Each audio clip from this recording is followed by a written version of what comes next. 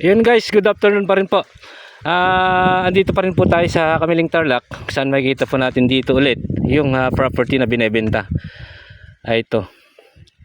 Ito po yung property along Cemented Road. Ayan. And then mula po dito sa pilapil na yan, dito sa may ano na yan, hanggang dun po sa may mga kambing na yon. Yan. Excuse me. Doon sa mga kambing po na yan, pag ganyan po siya, diretso po sa may mga manggahan na yan. Sako po niya yung mga manggahan. And then, sa kuryente, wala po tayo problema. Kasi dito po yung mga poste ng kuryente. Along Barangay Cemented Road, na ang sukat po nito is 9,000 square meter po. 9,000 square meter, rice field na may manggahan po siya. Ayun. Titignan po natin mga papasukin po natin. Ayan. Ayan guys, puntahan po natin yung mga mangga. Ayan po yung mga mangga, oh. Ayan, nagmumotor po tayo.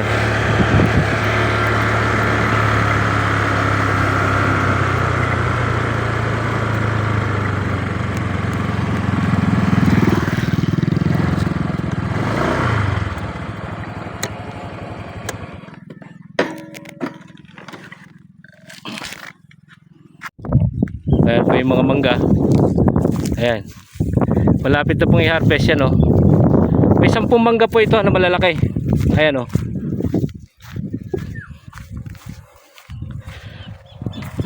Ayan, ikikita ko po. Ayan po, oh. Ganda. At yung tinuturo ko po kaninang pilapil, yan po yun. Diretso po hanggang doon sa may mga kambing na yun. Ayan, hanggang doon sa may poste ng arko.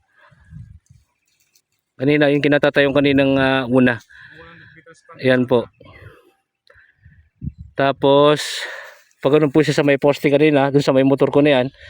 Tapos, pag ganun po siya, dito sa may 10 mangga na to. Ayan.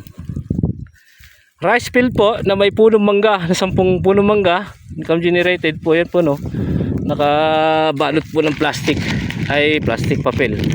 Para hindi po kagatin ng insekto. Ayun, TCT title po ito. Isa pong titulo. At andito lang po yung may-ari. No extrajudicial. At kung gusto niyo i-view ito property, makakausap niyo po yung may-ari ng lupa. Nang presyo po nito is 2.6 million pesos po. 2.6 million pesos po. Nang sukat po na area is 9,000 square meter. Ayun. At Kamiling Tarlac. Ayun, salamat po. Until my next video, Mr. Excitement Vlog. Salamat po.